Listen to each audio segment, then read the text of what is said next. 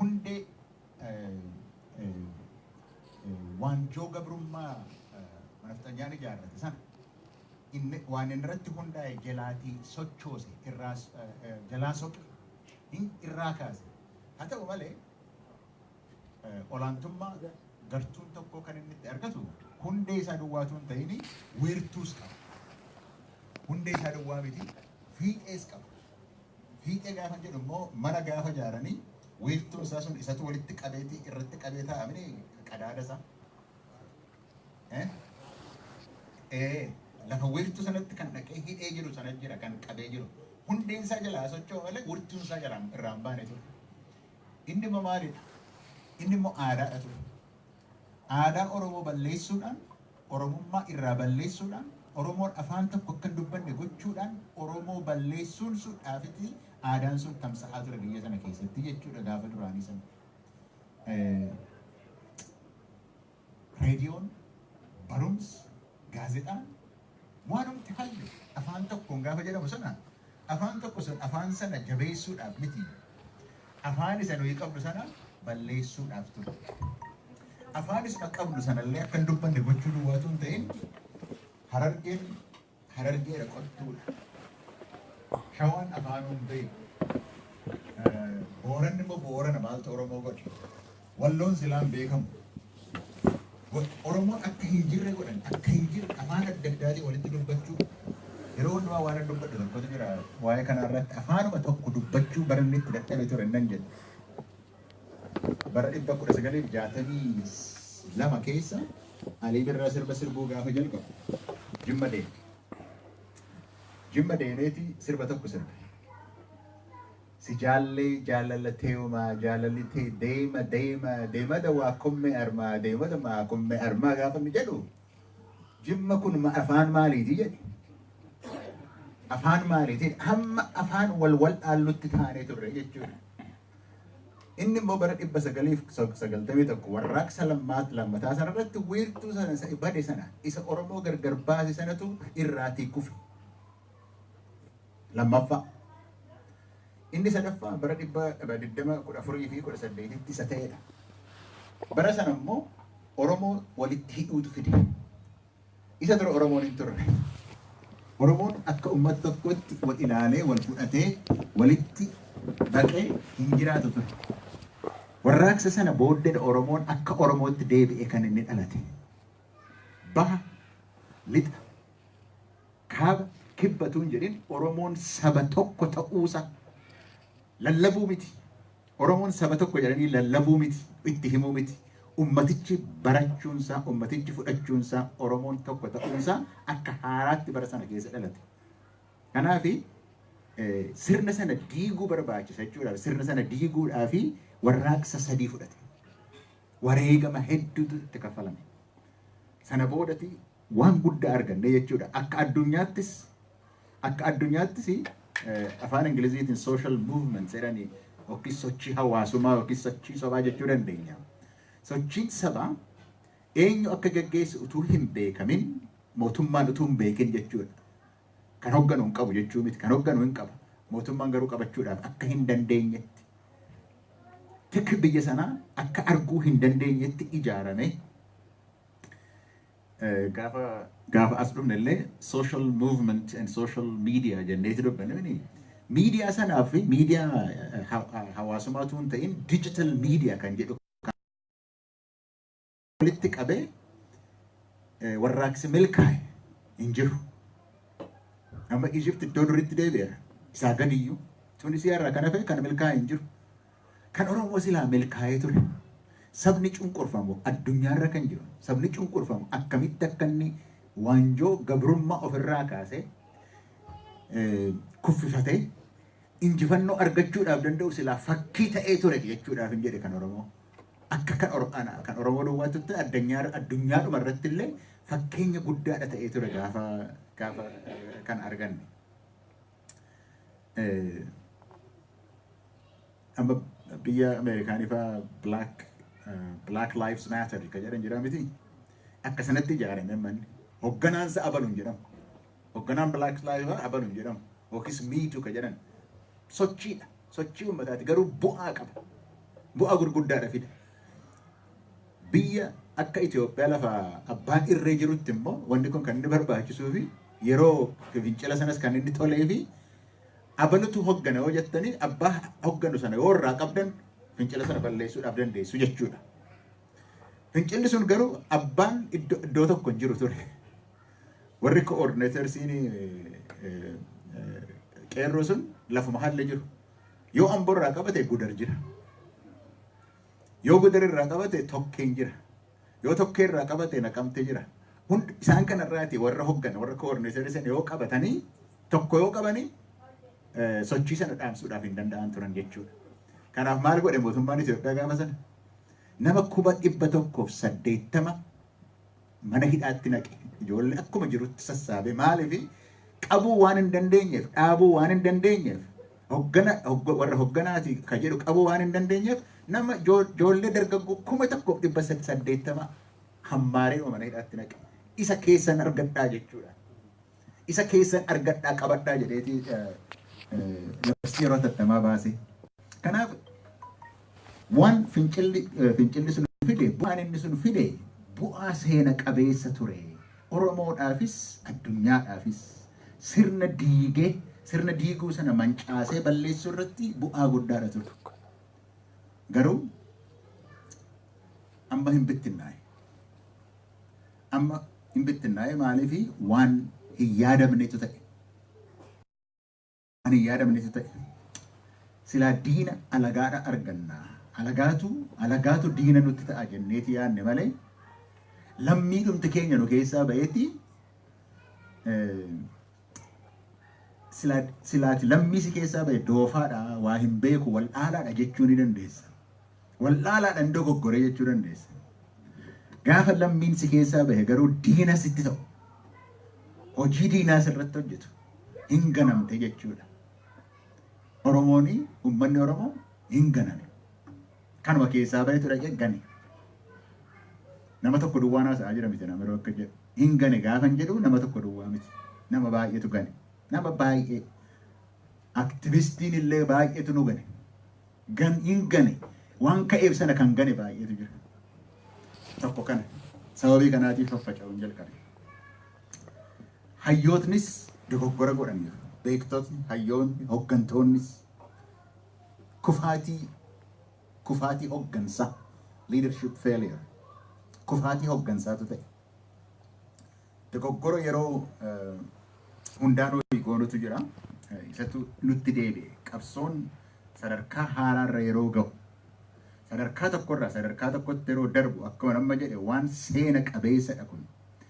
Sadarkaa tokkorraa sadarkaa tokkotti yeroo darbu xiinxala hin goone eessa jirra eessa geenye amma diinni eenyu amma qabsoon haala maaliin deema kan jedhu hin haasofne akkuma jirutti itti deema. Akkuma jirutti toftaa jijjiiruu barbaachisa ture, tarsiimoo jijjiiruu barbaachisa ture, gartuu haaraa ijaarrachuu barbaachisa ture. Kun hundumtuu utuun godhame ittuma ceene. Gaafa sana akka jechaa turre qabsoo siyaasaa hin dheerraa qabsoo dinagdeetti dabarru jenne. Qabsoo dinagdee sana gaafa jennu ani kan hin se'e uummata Oromootiif qabsoo uummata Oromootiif qabsoo kana keessattis akka sila Jamaal haasa'aa ture qabsoo dinagdee uummatichaaf jedhuun se'e malee namni matuma mataa isaatiif dinagdee ofiisaatii barbaade hin seene gaafa sana. Matuma mataa isaatiif waa argateenaan kunoo arganneerra qabeenya arganneerra akkasitti hin yaadamne ture. Garuu kufaatii hoggansaatu jira jechuudhaaf hin jedhe kanarratti xiinxalatu hin godhamne sanaaf akkuma jaamaatitti deemu. Kanaaf diinni illee firri illee diina gaafa inni ta'u akka inni diina ta'e arguu wal'aana. Nabbattanii inni nu keessaa ba'e gaafa dhaqee diina ta'u lakki kun diinadhaa kan keessan miti jedhee Oromootti himuutu makaraa ta'e ture. Hin fudhadhu jedhe Oromoon. Lakki ijoollee abbaa gadaasii jedhe. Lakki kun hin ta'uu jennaan lakki jedhe Oromoon. Hamma kana qabsoon akkasittiiniti rakkoo gaate. Kanaaf kufaatii hoggansaatu jira jechuudha. Sadaffaan immoo ummatuma Oromootu waan xinnoodhaan gammada. Waama xinnoo gaafa argatu gaaffii hin gaafatu. Gaaffii tokkollee hin gaafatu. Akkamitti goota kana yoo hoogganaan tokko dhufee akkas goona jedhe akkamitti goota jedhee hin gaafatu achumaan dhiichisuu jalqaba malee. Gaaffii hin gaafattan tokkollee tokko hin ganamne. Itti aanee kufaatii hooggansaati. Itti aanee ummatichumatu dafee gammada. Ummatichumatu dafee gammada. Isan amma jedhedha. Lakkii gennaan hiinkoo ittiin buutanii asitti illee beeku biyya adda addaa gaafan deemu maayyuu dubbattuu nuun jechaadha ture uummanni Oromoo. Inni naaftanii hinaaffaatu isin qabee utuu mootummaa Itoophiyaa keessa dhaqanii mootummaa sana keessatti aangoo argachuutu barbaachisaadha ta'e karaansaa beekamaadha ture. Karaansaa beekamaa nama ture. Ittuma galanii afaan isaan dubbatan dubbattuudha. Isa booddee ol si baasuun rakkoon qabu bara. Gaafa sana dinagdeedhaanis siyaasaan isinuma argattu turte. Garuu haqa qaba uummanni kun haqa isaa dubbanna jechuudhaaf malee namni hinaafuudhaaf deemu hin jiru ture. Egaa kanarratti uummanni maal godhe? Uummanni injifannoo argate tikfachuu. Injifannoo argate hin tikfatu uummaticha. Waan xinnootu gammachiisa. Isa argate gadi fuudhanii lafatti gadi tuun hordin gammada.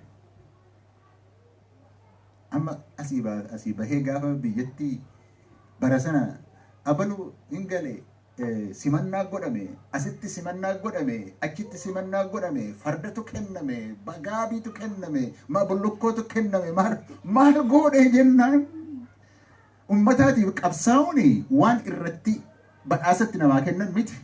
Waan itti lubbuu kennani malee akka ijoolleen sila jedhan. Waan itti lubbuu kennani malee ati waan waa irraa argattu miti, waan badhaasa argattu miti.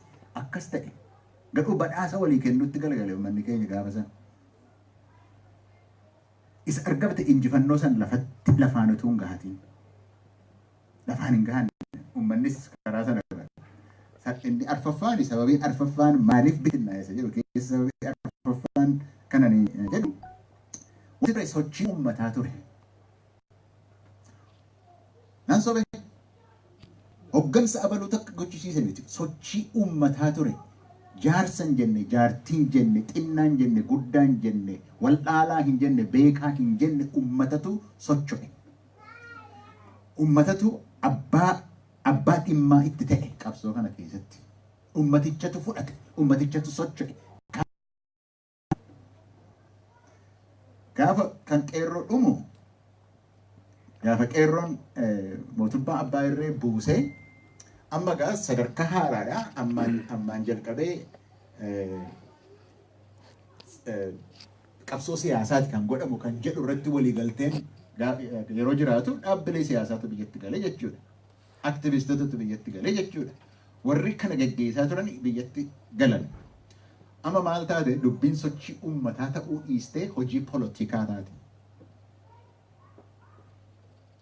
Sochii uummataa ta'uu dhiistee hojii polotikaa taate. Akkas jechuun ummatichatu ofiisaa socho'ee hiree isaa ofii murteeffachuudhaaf adeematu hin ta'in hooggantootatu hojii polotikaa hojjeteeti itti murteessa waan ummata sanaatiif ta'u jechuudha. Akkas ta'e. Kanaaf bittinnaa'e.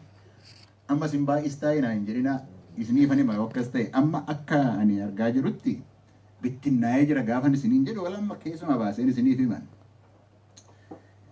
Keessaan kan lolanii Lammaa Magarsaa fa'ii jedhan. Keessaa lolan. Dhuguma Lammaa Magarsaa waan gaarii, waan gurguddaa hojjete. Waanuma garaa uummata Oromoo keessa jiru dubbate. Dhuguma ofiisaa iyyuu jedheera. Dhaaba Oromoon xireeffatu jedhe isatu jedhe anatu jedhe miti. Kan xireeffatu fuudheeti akka itti urgeessinu goone jedhe. Amma garuu paartiin isaa seessa jira. Paartiin isaa jalaa hatamee paartiin isaa jalaa hatamee jalaa yeroo badu maal gochuu danda'a innis paartiin hoon jiru maal gochuu danda'a kophaasa akka nama tokkotti. Silaatii keessaa kan dhufe sanatu ceesisa. Dhimma uummataa qabu, haqa uummataa qabu hin ceesisu kan jedhame ceesisaa jiru. Gara isaaniitti ceesisuudhaaf yaalan sanatu nuuf hin taane malee. Inni kophaasaa jira. kan Dr. Mararaa jira of eegoon gaafa adda bilisummaa Oromoo biyya hin jirre sana dhaabbatanii hojii baay'ee hojjetaniiru.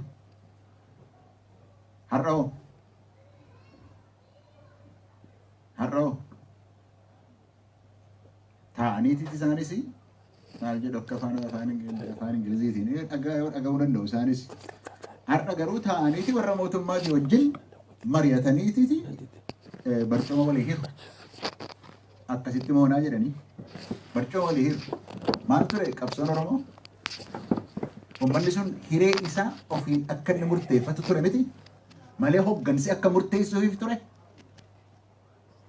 Kan amma hojjetamaa jiru kana. Adda bilisummaa Oromoos gaafa galu dogoggora guddaa godhe. Gaafuma sana gaafa adda bilisummaa Oromoo Asmaraadhaa galee ani achin ture waajjira sana ture. Namni maaliif akka inni enatu beeka Shaashamanneedhaa jalqabee amma meeqaatti wajjin hojjetaadha turre irratti hojjetaadha turre baanis simanneerra. Jarri kuni waan amma argan kana kan bakkeedhaa dhufan waan amma argan kana akka dogoggoraatti dubbisu. They misread it. Kun hundumtuu kan keenya ta'eera harka galeera jedhaniititi waan hin taane hojjechuu jalqabuun jedhe. Hin oolle. Iccitii baay'ee baasuun barbaadu garuu hin oolle dogoggoratu ta'e.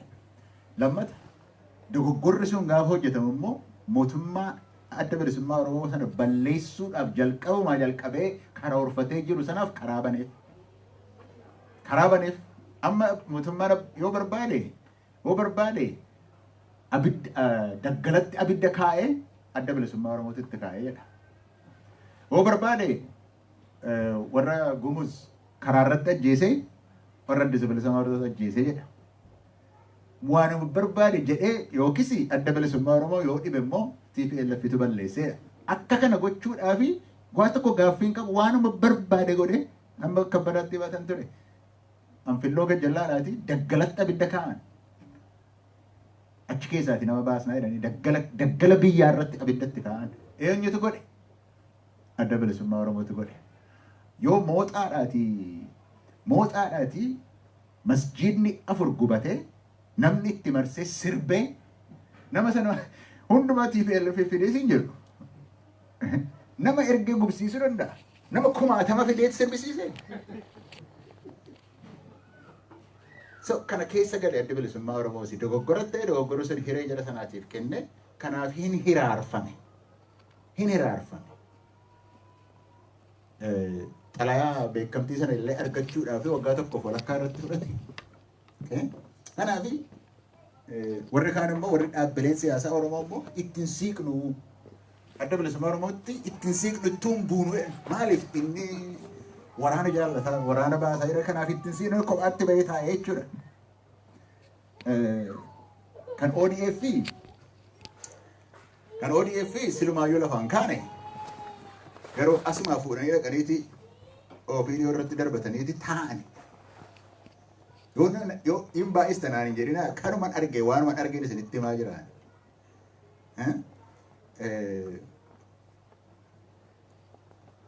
Kan aktivistotaa warra wajjin turan jalqaba warra daangaa irra jiran daangaa irraa quncaasan.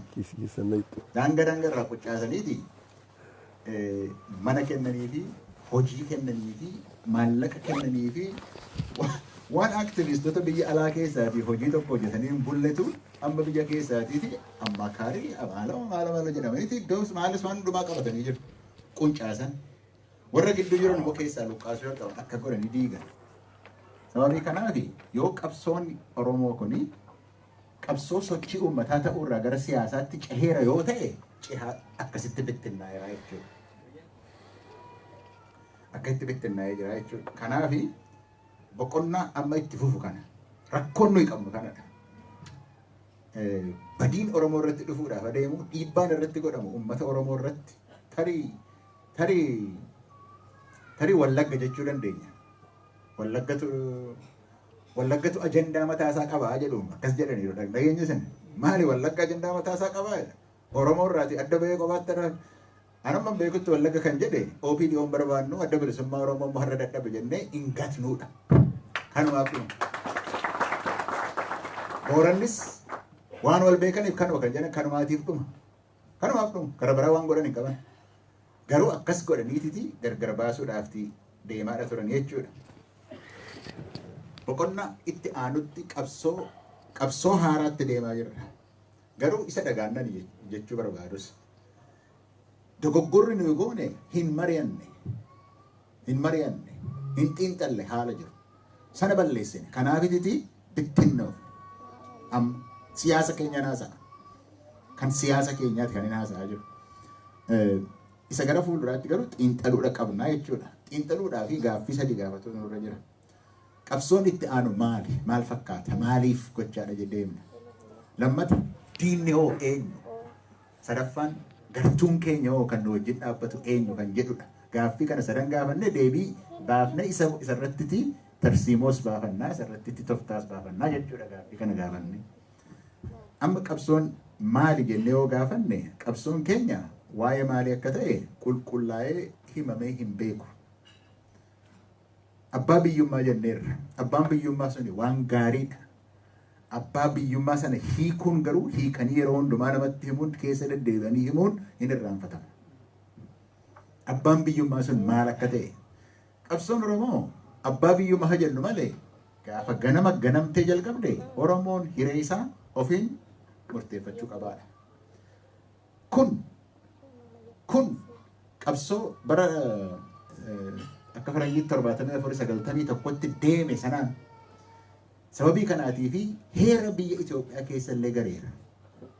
Hiree ofii murteeffachuun gaaffii seera qabeessa malee gaaffii irraatii baqatan miti silaa. Silaatiiti it's constitutional gaaffii seera qabeessa. Garuu amma namni keenya iyyuu warrumti siyaasa irra jiran iyyuu gaaffiidhuma seera qabeessa sana qabsoo Oromootiin heera Itoophiyaa keessatti isa gale sana hiree keenya murteeffachuun nurra jira jedhee kan dubbatu xiqqoodha. Maaliif beektu? Yoo akka jennee dubbanne nafxanyaatu rifataa. Isaanin rifachiisuu irra isa kan keenya haqa keenya dhoksuutu irra wayyaadha akkasitti deemaadha jira. Akkasitti kan inni deemaa jiru. Kanaaf isaanin rifachiisuu barbaachisu miti haqa keenya himachuutu nurra jira. Hiree keenya ofiin murteeffachuutu nurra jira akka Oromootti, akka sabaatti, akka saba tokkootti. Kun keessa deddeebinee gochuun nurra jira. Maaliifan kan isiniin jedha beektu? Kan Sidaamaa yaadattuuti. Gaafa sagalee kennatan hiree isaanii ofiin murteeffachuuf sagalee gaafa kennatan dhibbeentaa 99 argatan. 98.6 jedhamti 99 argatan. Nuyi kan arganne hin beeknu. Oromoon kan argatee hin beeku. Daangaan sararameera. Mootummaan naannoo Oromiyaa kan jedhu jira. Kan kana nuu godhe garuu hooggantoota malee uummanni sagalee itti kennatee kana mirkaneeffatee hin beeku. Amma jalqabnee garuu kana gaafachuu danda'u sanarra jira. Hiree keenya murteeffachuun nurra jira. Yoo namatu nuu kenne ta'e abbaan nuu kenne sun nurraa fudhatuu danda'a.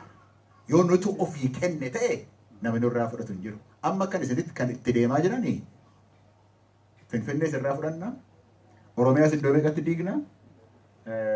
Heera sanas kan jiru hin balleessinaa. Sirna federaalaa sanas hin balleessinaa. Kanatti ija jabinaan itti deemaa jiru kanatti. Ija jabinaan kan nama qaanessu sana. Waan hafeera waan jedhame sanatu gadi ba'ee jira. Kanaaf kana godhachuutu nurra jira. Hiree ofii murteeffachuun suni lafa gadi qabachiisuu inni jedhe gaaffii kana kaafachuutu nurra jira. Oromoon sagalee itti kennuu danda'utu nurra jira. Maaliif? Mirga seera qabeessa. Mirga heerri addunyaa eeyyamudha. Kana gaafachuudhumatu nurra jira. Akkuma sana sagaleen Oromoo yoo himatee Oromoon lafa gadi qaate kan nurraa fudhatuu danda'u hin jiru. Hamma kan biraatu nurkatti hojjete garuu taanaan hamma dhaabaluutu wayyaaneedhaaf maalootu sinii kenne hamma isaan nuun jechaa turanitti garuu yeroo barbaadnetti dhufanii nurraati fudhatuudhaaf danda'u jechuudha. Kun sadarkaa haaraa irratti gaaffiin kun akka haaraatti dhalachuutu irra jiraan jedheetiin yaadan. Diinni hoo? Diinni eenyu? Har'as TPLFidha.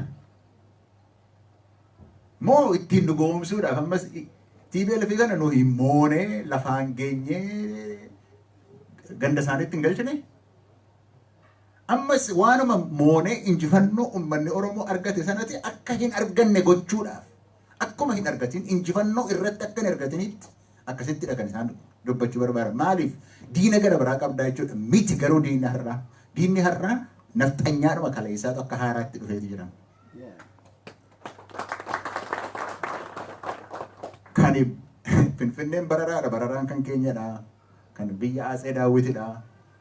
Gamoo Goofaan iyyuu achiiti bataskaana tokko qabna kan keenyadha. Wallagga maaliiti daamotadha. Inni hundumtuu kan keenya lafa warra gafaatidha. Akkasittidha kan isaan dubbataa jiran. Dur nafxanyaan maal godhe? Hin koloneeffate miti. Ammas lafuma keenya yoo nurraa fudhatan maal nu godhan jechuudha. Ammas nu koloneeffatuudhaaf adeemaadha jiru jechuudha. Diinni Oromoo kan amma jiru isuma kaleessa ture sanatu bifa haaraadhaan dhufee jira. Kan biraa miti. Kana irratti gowwumuun nurra hin jiru. Diina keenya akkasitti baruun nurra jira. Gartuun keenya hoo maaliif kophaa keenyas miti kan jirru kana irratti. Gartuu keenya irratti sabaaf sablammoonni Itoophiyaa qimaantirraa jalqabdanii kana naa ilaala wayiifan jedha. Qimaantirraa jalqabdanii gumuzirra baatanii gambeelarra baatanii kafaarra baatanii gaammoodhaan baatanii koonsoodhaan baatanii sidaamaan baatanii Somaaleen baatanii Affaareen baatanii Tigraayin dabalatanii achiitii immoo karaa Walloo deebitanii karaa Agaw deebitanii qimaantumatti yoo baaftan kun biyya xinnoo miti. Kun hundumtuu nu wajjin jira. Kun hundumtuu hiree isaa ofiin murteeffachuudha barbaada. Sababii kanaatiif qabsoo haaraa kana keessatti gartuu kana hundi wajjin hariiroo qabnu hundumaa cimsachuutu nurra jira jechuudha. Maaliif tokkummaa ejjennoon keenya tokkodha. Yaadni keenya yaada walooti warra kanaati wajjin. Kuni isa ammaatiifis gaariidha. Boris immoo ani waan jara kana beekuu isinitti himaa jira. Warra hiree kana gaafatu eenyu kanarraa warra Oromoo caalaayyuu waa'ee eenyummaa isaaniitiif waa'ee naannoo ta'uu irratti kan irratti lolaa jiran. 12 rabbii jedhaati. 12 gaafatee jira naannoo kibba jedhu sana keessaati 12tu gaafatee jira. Sidaamaan sagalee kennate mootummaa garuu hin arganne. Walaayittaan zoonii isaaniitti dabarsan, kan baatan zoonii isaaniitti dabarsan, Guraageen zoonii isaan Kafaan kun hundumtuu zoonii Hadiyyaan zoonii isaaniitti akkuma seerri biyyichaa eeyyamutti eenyummaa isaaniitii fi naannoo argachuu irratti kan irra gaafataa jiru waa'ee hiree ofiin murteeffachuu kan nurrayyuu gaafataa jiru isaani. Isaan kana wajjin warra kana gaafataa jiru. Amma kibba jenna miti nu isaanii kibbi kaaba keessa jiru immoo jiru. Kibbi kaaba keessa jiru immoo Oromoonis jira, Argobbaan jira, Agawuu jira, Awwii jira, Qimaanti jira. Kun hundumtuu hiree isaa ofiin murteeffachuudha barbaada. Rakkoo naannoo sanaayyuu kilil soostus jedhan. Rakkoo naannoo sana kan biyya sana jeequun naannoo sana. Rakkoon naannoo sanaa immoo maal yoo jettanii?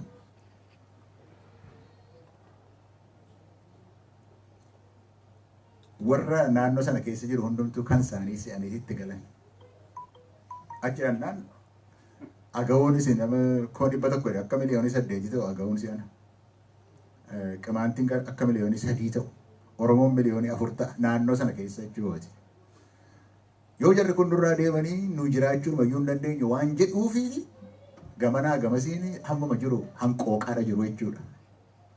Kanadha kan isaanitti jedhan kuni diina hundumaa waan ta'eef jechuufani maappii haaraa asirratti isinii agarsiise dubbadhe isaanii wajjinidha kan inni ta'uu qabu jechuudha. Kana akka jedhee tana xumura.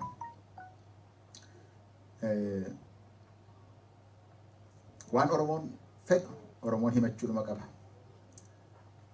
Diina isaas abaluu diina kooti jedhee barachuutu irra jira. Fira isaa hundumaa wajjin hariiroo uummachuutu irra jira. Kan wajjin jiraannus, kan fedhii tokko qabnus, kan hawwii tokko qabnus, kan seenaa acuuccaa tokko qabnus jaruma kanaa wajjin. Kanaaf kophaa keenya miti. Akkan sila bittinnoofne jedhu irratti miti. Akka sabaatti saboota sablamoota kanaa wajjin humna guddaadha qabna. Humna sana duwwaa kaafachuudha kan nurra jiru jechuudhaaf hin jedhe. Gara fuulduraatti waan qabatamaa tokko irratti waa jedheetti dhiisa. Amma filannootti deemnaa jedhameera. Filannoon kuni inta as jedhaniiru filannoon biyyoolessa biyya keessatti. Filannoon yeroo baay'ee hojii waan siyaasaa waan ta'eef sagaleen uummataa waan kennamuu fi rakkoo hawaasa keessa jiruutii fi furmaata kennaa jedhameeti yaadamu. Filannoon inni amma dhufaa jiru furmaata hin kennu. Furmaata hin kennu. Mootummaan mo'achuudhaaf filannoo kana mo'achuudhaaf murteeffateera. Sababii kanaatii fi hawaasuma Oromoo keessattuu dhaabbilee siyaasaa Oromootii wajjinuu isa kaan doorsisaa, isa kaan ari'ataa, isa kaan mana hidhaatti naqaa, isa kaan maallaqaan bitataa akkasittiiniti mo'uudhaaf adeemaa jira mootummaan. Yoo kun ta'uu baatee mootummaan kun yoo mo'ame warri amma isa deeggaran, warri mootummaa kana deeggaran garaadhuma baabatanii warra akka OPDO durii miti isaan waan itti amanan hojjetaa jiru miti waan qoonqoodhaaf ta'u malee. Isaan utuu hin ta'in kan waan itti amanan barbaadan isaantu rakkoo kaasa. Isaantu rakkoo kaasa. Yoo mo'ate dhiifama. Yoo mo'ame rakkoodha kaasu. Maaliif nan mo'ame hin jedhan. Akkuma gaafa 2005 san mo'amee Mallas Zeenaawiin lola kaaseetti deebisee fudhatamanii akkasuma gochuudhaaf deemu malee mo'amuu isaanii fudhachuudhaaf hin deeman mootummaan kun. Hin fudhatan. Karaa kamiyyuu akka isaan mo'amanan hin beeku. Maaliif yoonaan jettanii kanaan duras bara Hawwaat kan isaan mo'aa turan korojoo hatan jedhu miti. Korojoo hatuun kun waan salphaan turre. Korojoo hatuun kun ijaarsa barbaada.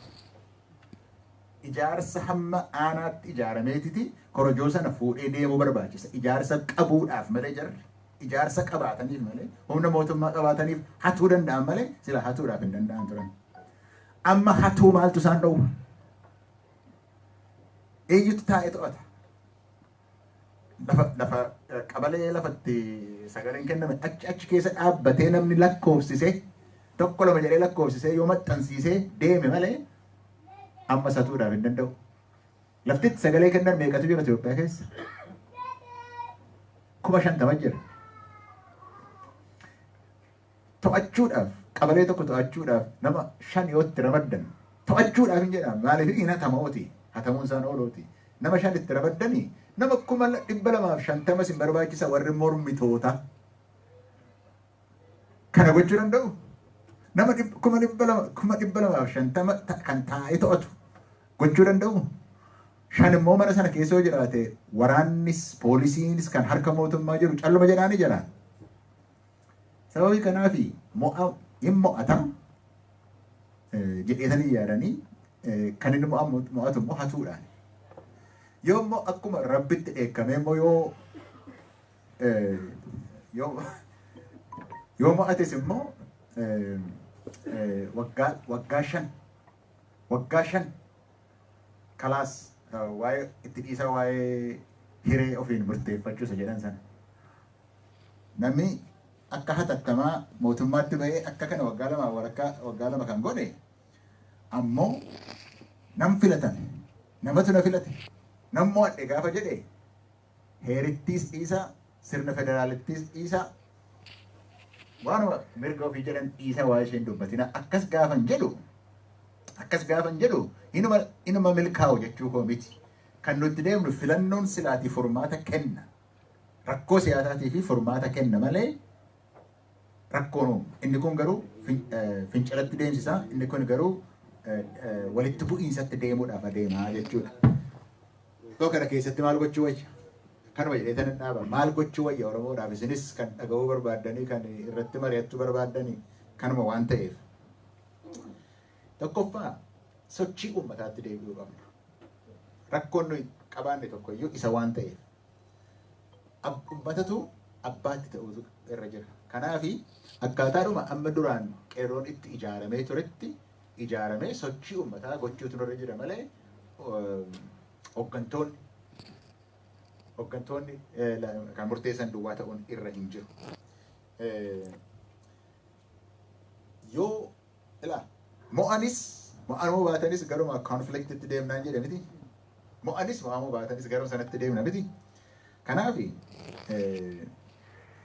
walitti bu'iinsiin oolu yoo jenne kan Oromoo akka uummataattis warri siyaasaas kan isaan yaaduu irra jiran sila Jamaal illee haasa'aadha ture. Kan ilaaluun irra jiru akkamitti Oromiyaa oolfanna kan jedhu irraatii ka'uutu irra jira. Secure Oromiyaa jechuu wanti nuti goonu hundumtu tarsiimoonsa Oromiyaa secure gochuu ta'uu danda'u irra jira. Kun karaa dinagdee ta'uu danda'a, hiikatti laachuu dandeenya. Lafti nu irraa kaanu garuu Oromiyaa secure gochuu akka ta'u. Lammata akkuma sila jedhe nu duwwaa miti. Nu duwwaa miti. Sabaaf sablammoota Itoophiyaati. Nu caalaatti Wallaggatu intanaa jala bula miti command post jala bula miti. Gujiidhaaf Booraanis command post jala bula miti. Garuu kibbimmoo akkuma jirutti command post jala jira. Kan keenya Wallagga Gujiidhaa fi Boorana kan isaanii bakka hundaayyuu command post jala kaa'aniiru. Duris seenaadhuma tokko qabna, ammas seenaadhuma tokkotti adeemaa jirra jechuudha jara kanaati wajjin. Isaa wajjin jabeessuutu nurra jira. Dhimmi kun dhimma keenya duwwaatu hin ta'in dhimma uummata hundumaa akka ta'e hubanne isa jabeessuutu nurra jira jechuudha. Yoo akkas ta'e tikfachuudhaaf dandeenya. Kanaaf isa ofii keenya sochii uummataa isa kan keenyaatti deebisne duwwaatu hin ta'in sochiin keenya kan sabaaf sablammoota biyya sana keessa jiranii wajjin walitti hidhatuudha qaba. Yoo filannoo kana keessattis iddoo qabanna jenne keessumaatiiti naannoo federaalaatti yoo hin qabanna jennee itti deemna ta'es federeeshinii inni jedhamu kun jabaateetitti deemuutu irra jira. Isarratti wanti godhamaa jiru nagartu yoo waa'ee kanaa yoo namni kaase waa'ee isaan kaasinaa kan jedhamee odeeffamaa oolu baay'eetu jira. Ani kana natti fakkaata. Hireen kan Oromoo yoo biyya kana keessa Oromoon hin jiraata ta'e sabaaf sablammoota wajjin jiraata federeeshiniidhaan. Garuu warri waa'ee federeeshinii kana morman kan isaan yaadanii Oromoon yoo federeeshinii sana harkaa balleessine waanuma ameen jedhee waan gara biraa dhiisee isaanoo jalatti bulutti fakkaata. Yoo isa gochuudhaaf waanuma ajaa'ibaatu nutti dhufe. Federeeshiniidhaan wajjin bullaa, wajjin jiraannaa, wal dandeenyee bilisummaadhaan haqaan wajjin jiraanna jennaan innuu nuun ta'uu jedhan. Kunuu isiniin ta'u argii ta'e ammas hiree keenya hin murteeffanna kaanus. Hiree keenya hin murteeffanna. Isa immoo akkamiin murteeffanna yoo jenne lafan jalqabettan deebi'a. Amma immoo garri isaan itti dhugeessaa jiran baruma Haayila Sillaaseetti. Mul'atuma minileekitti hojiirra oolchuudhaan akka mangistuutti. Kana miti kan isaan hojjechuu jiran maaltu ta'e gaafa sana? Gaafa Haayila Sillaaseen faana akkamitti qabsoofne? Ergi achitti nu deebistanii qabsooruma isa duriitti deebinaa jechuudhaanus walii galle. Ergi bara Haayila Sillaaseetti deebistanii ergi federeeshinii sadarkaa fuudhuu diddanii hiree keenya murteeffannaa kan ittiin murteeffannu garuu sagaleedhaan miti amma. Amma isinii galee waan hin jedhu fayyaa.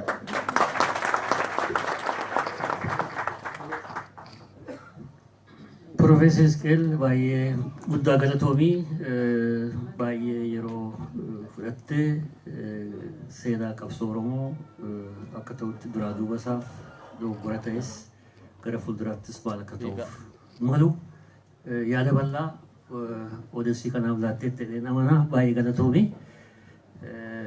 Tareegaa namooti gaaffii qabaachuus hin danda'u. Bal'isnema yeroo ammoo akka qabnu hin beeku Dooktor Dhugaadha. Gaaffii kana fudhannee al tokko tokko namni gaaffii qabdan egaa duraa duubaan gaafachuu dandeessu manni banaadha jechuudha diskaashiniidhaaf. Meegaan akkanaa kaasee warra kaasu barreessi.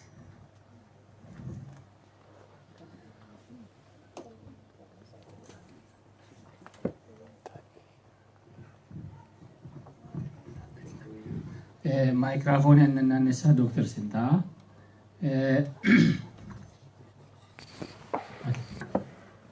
Aye, Dr. Tidarbe namni akka deebi'ee gaafatu hin eeyyamnu hin sindhaamne. Gaaffii wal fakkaatu yoo ta'e. Kanaaf gaaffii maqaa kee lataa gaaffii nama sadii fudhannaa hin argine hayyee afur goona afur marsaa afur. Hedduu galatoon wanni ati nu ibsite nu kuni waan guddaadha. Yoo dabarsanii jiraatan warri biyyaaf mootummaalleen hubatan uummanni Oromoo si hubata yoo argaa jiraate waan kana baay'ee gaariidha jedhee fudhadha. Yoo akka jiru dabra akka akkana jette kanatti yoo dabra biyya keessattis addunyaa hundattis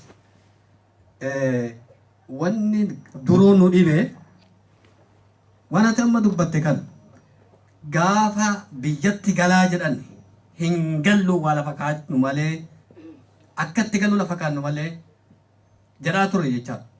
Barreeffamaanis isinis dabarsee jira jechaadha. Warra isin warra waan kana keessatti hojjetaa turtan dhaabaafis barreessaa ture jechaadha. Yoo ka gallu taate boru wanti nutti dhufu kana caalaa nutti dhufa. Gaafii kaleessa adda bilisummaa Oromoo 91 saniin galuu qabnaadha jedhe jechaadha. Sanii yoo galle mootummaa wajjin wal dorgomuu kan dandeenyu karaa nagaatiin illee hiree murteeffannaa uummata Oromootiin gaafiin kenna ta'ee akkasitti deemna. Akka mootummaa warri kuma warra demokiraasiin deemu demokiraasiin haa deemu. Warra Itoophiyaan deemu Itoophiyaan haa deemu. Nu gaafiin kenna gaafii Oromoo fi mootummaa Oromiyaa walaba gad dhaabuudha. Gaafa chaartarallee kan ture kan walii galteen ture. Addi bilisummaa Oromoo karaa nagaan yoo filmaata ol dorgomee haa hinjifatu jedhameetiin hinjifatu kennaan keessa nu baasan jecha. Lamaan kanatu deemaa ture.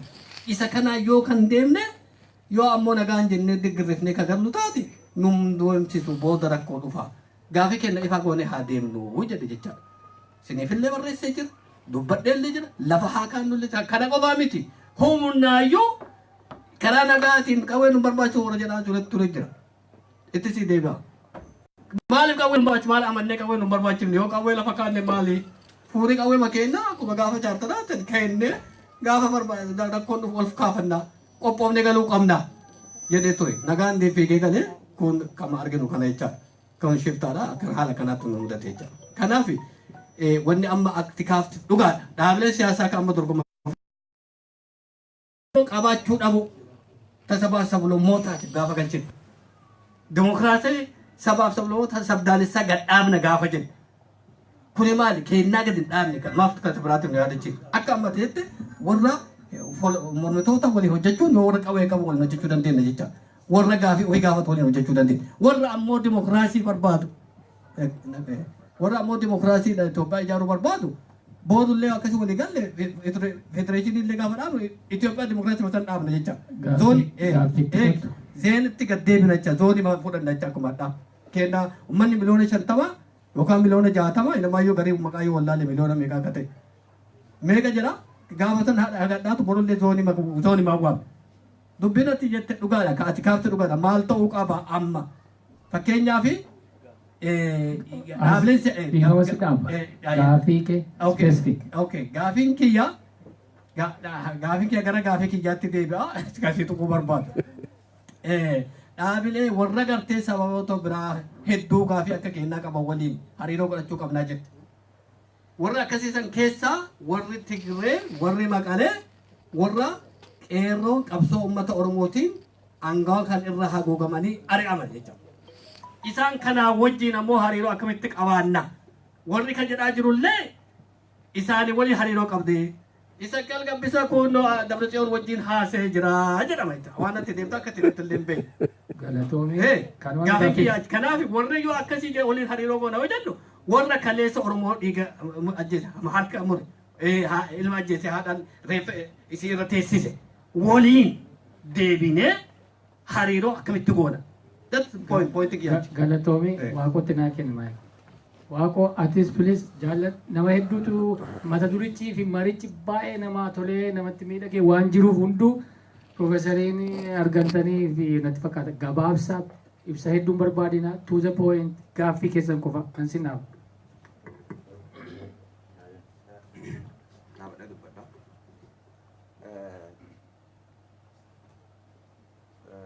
Hisqeel baga nagaan karaa dheeraa deemaa turte baga nagaan osoo deebitee wal agarsiisin jedha. Akkuma jette rakkoon tun dhalatuun duratti gaafa asmaraa deemanu asmaraa deemuun duratti mana keessa waan marataa turre jira. Uummata asmaraa deeman san asmaraa gaafa dhaqan achitti maa akka godhuu qaban waan keessa maranne qanna wanni waan san maranne akka waa achi godhuu qaban san wanni akka isaan godhuu qaban akeekkachiisaa turree fi rakkoon amma galteen Oromiyaa galteen uummata keenya hadha galte tun akkasiin dhufaa jirtu waan keessa beenneef waan hubataa turreef akka wanni kun hin gallee fi itti iyyaa turre akkuma jette dogongorra sirriitti gama lamaaniinuu sirrii dalaganii jiranii yeroo ammaa kana akkuma namni martinuu beeku bifa addaatiin godina Gujiitii fi godina Wallaggaa keessatti guyyaa uummata guutuun jechuudha guyyaa humna mootummaatiin shidamu halkan ammoo deeggartoota garee shanii jedhanuun shidamu halkan mootummaan shanee deeggartan jedheeni uummata sana ka barbaade hidhee ka fixe ka barbaade fixee ka barbaade ammoo qabeen irraa guurata. Qaamni shanee jedhan kunilleen akkuma san garagalee mootummaa bira dhaabbattan jedhee uummata san halkanii guyyaa ibiddatti shidaa jechuudha. Walakkaa kanatti uummati keenya akka hin jirre keessa jira. Hundi keessanuu baga nagaan dhuftanii uummata san keessaa dhufe waan ta'eef guyyaa guyyaan saatii saatiitiin odeeffannoo isaanii qaba naguba keessa kiyya. Dubartii Oromoo dhiira nama 20 gudeedanii dhageettumatu dhiiroo dubartiin nu dhalle obboleettii qannaa hagasiin nama dhukkubsuusin haa galu. Dubartii Oromoo halubbuun duute jira tokko halubbuun ammoo waaqaa waliin ta'e ogeessi baraaree jira mana yaalaa fidanii jechuudha. Akkatan gafa jalqaba jette san kulleen mootummaa miliffata ha mootummaalleen kaanin miliffata jechuudha. Jidduu tanatti ammoo uummati keenya akka hin jirre keessa jira. Rakkoontu akka galaa jirtu waan nuuf galteef watwaataa turre jalqaba karaa nagaatti akka isaan furatanuuf jechuudha. So gaafiin kiyya akkamitti kana jalaa ba'uu danda'a uummati kun? Uummati kun akkamitti ibidda kana jalaa ba'uu danda'a gaafii kiyya. Dhuguma akkuma jette uummati keenya yeroo ammaa kana qaamaanis gargar fagaatisa jirra sammuunis gargar fagaatu jirra. Akkamiin? Gaafa uummati sun Wallaggaa fi Gujii keessatti daangaa malee halkaniif guyyaa shidamu ibiddaan humna garaagaraatiin deeggarsa gaafataa turre. Nama tokkocha baasuudhaan namooti ati keessumaa nu'uu fi namoota as jiran kun Osoloo keessaa dhufanii namni Osoloo alaa dhufe nama lakkoofsi isa akka mal tokko lamaan caalle. Namoota kun buusii buusaa jennanii hin buunne jechuudha. Gargaarsa uummata sanii. Okay? So kana godhe maali gargar faca'uu keenya gargar fagaachuu keenya jechuudha. Siyaasaan sababa godhate kanaaf hin gabaasa. Isa kana akkamitti walitti argachuu danda'u? Gaafiidhuma. Nuutu waliifuu hin galle uummata Oromoo akka Oromootitti waliifuu hin galle. Sabaaf sabilammoota biyya sanii waliin wal hunna taanee rakkoo biyya san keessa jirtu furachuu qannaa jette. Nuufuu waliifuu hin galle akkamitti isaanii wal taanee rakkoo tana furachuu dandeenya. Jawaabullee irraa ibidda argatan jedhanii hayyuu kenna gaadhi sirraa isitu bora. Okay, dhiisee jira galatooma. Ayyee galatooma. Gaaffii nam tokko 4-5 jaa'u gaafate hundan gahu waan ta'eef yoon isinitti illee boquu jabaadhee dhiifama. Haasaa garuu itti seensa keessan hin barbaachisu gaaffii manaa gaafadha. Prof Hisqeel baga nagaan dhuftee presenteeshinii bareedaadha. Gaaffiin qabu haasaadhuma kee irratti hundaa'ani malee isa ala miti.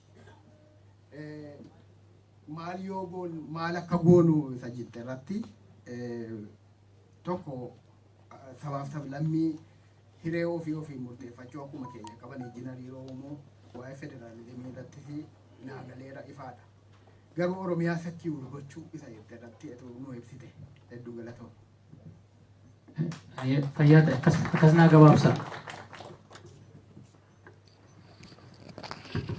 Ayyee buleettii keenya. Ayyee bagana dhufte Profeesar hedduu gammadeera dhufuu keetii fi ani gaaffiin kiyya gaaffii amma waa'ee biyya keessa jiru irratti hundaa'een si gaafadha. Jalqaba kan isin jechuu barbaadu kan amma sagantaa amma deemnu irraa jalqabu waa'ee uummanni gareen shanii yookaan gareen warra Eertiraatii dhufanii kuni arajarrii biyyatti galan sana qilleensi ture simannaan uummanni irra ture sun qilleensa yeroo akka ta'e ni beektu turtani. Maaliif wal gorsuu irratti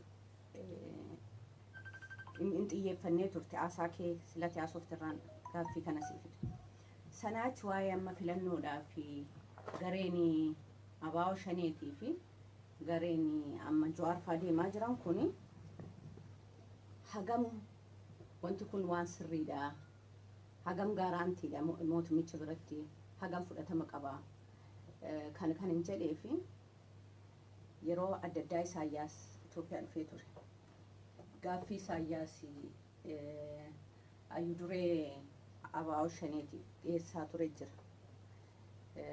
Isa dura garuu innaa koligaltummaan biyya tokko keessatti biyya tokko si fudhatu waan waliif waadaa seentuu qabda akka siyaasaatti akka Gimboo Sabaattis ta'ee Jaalle Daawudis ta'ee innaa Eertiraa jiraataa ture sana usanii jiraataan ture waa walii galtee wayii jiraata jara gidduu mootummaa Eertiraati wajjin. Wanti kun amma waan amma biyya keessatti deemaa jiru Daawud irratti dhiibbaa inni fidaa jiru jira. Uummanni kiyya sadaqa'uu kanarratti amma uummataaf ibsutuuf inni si gaafataa jira. Dhiibbaan sun uummata amma akkatti ka'ee filannoodhaaf deemaa jiru kana ammas deebisee duubatti nun deebisu dhiibbaa maal akka ta'e si galuuf siif ibsuu nan danda'a. Fakkeenyaaf kan maayyii kana dheengadda gaafa Isaayyaas dhufe gaaffii inni gaafatee jira Daawudiin.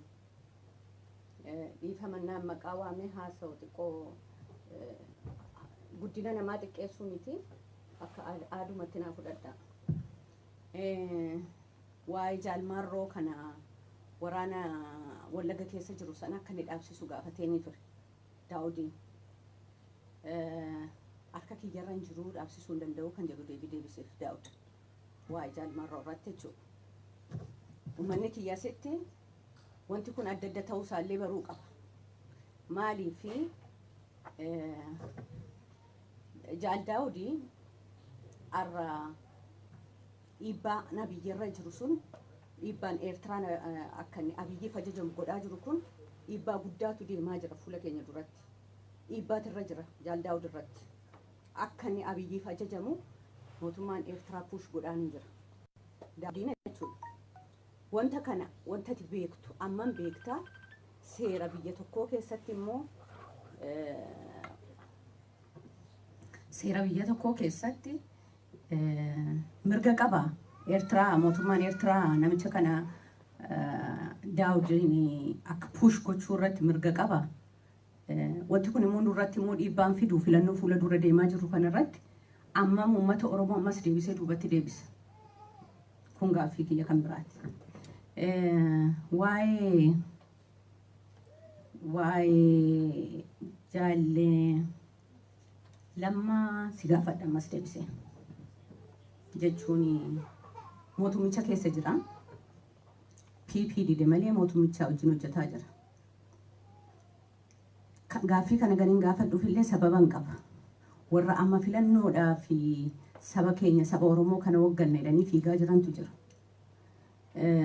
Warra maallaqaan bitamantu immoo jiru, bitamaa jirantu jiru. Negotiationii jechuudha. Siyaasni tokko negotiation gochuu qabdaa miiree gabarmantii amma biyya keessa jiru wajjin 50-50 bakka filannoo ati bakka itti filamtutti anis 50-50 qabxii fudhachuu jira. Wanti sun jira. warra jara kana keessa silaa kamaaliin arganne waa'ee filannoon arganne amma paartiin jiru paartuma lama ABO'dhaa fi OFC'dha. Jara kana keessa tokkomma jara kana keessa negotiation keessa jira. Negotiation godhaa jira jara kana keessa. Sun hamma miidhaan irratti fida. Mootummaa ta'uuf deemaa jiru moo jarri kun paarlaamaa keessatti mul'achuuf deemaa jiru. Kan jaalleen lammaa irratti kan isin dhufuu fi lammaan yoo taayitaa barbaade taayitaa guddaa irra jira. Yoo maallaqa barbaade illee maallaqa guddaa argachuu danda'a. Yoo maqaa barbaade illee maqaa guddaa garuu kana hunda kan inni luus godheef sababa saba Oromooti. Dantaa mataa isaa tuun ta'in dantaa saba Oromoo sanaati. Kan inni bu'aa Oromootiif kan inni waan kana dide.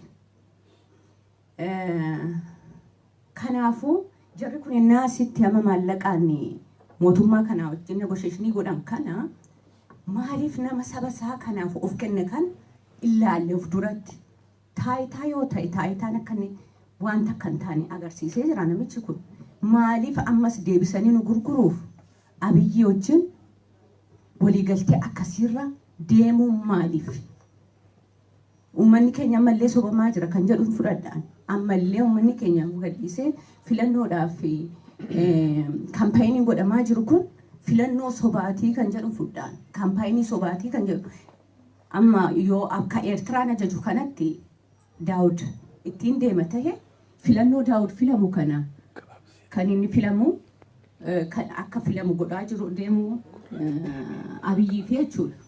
Kanaafuu kanarratti yaada akkamii qabda? Kanuma isin jechuu barbaaddu ulfaadha.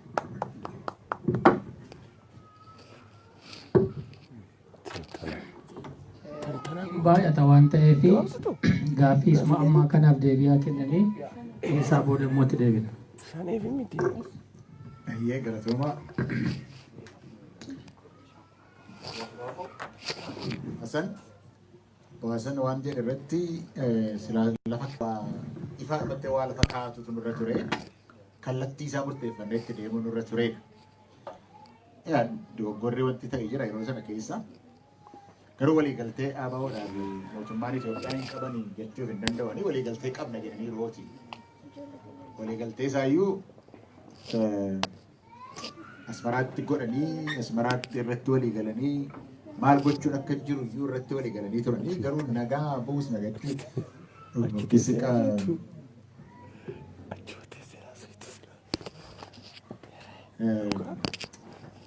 qabsoo nagaa yookiis qabsoo qawwe maleessaa hidhannoo maleessaa goonaa jedhanii galanii. Gar tokkoon mootummaatu yeroo baay'ee cabse isa keessa nam beekaa iddoo baay'ee si'a jaha walii galanii mootummaatu cabse silumaayyuu mootummaan waliigaluudhaaf hin turre.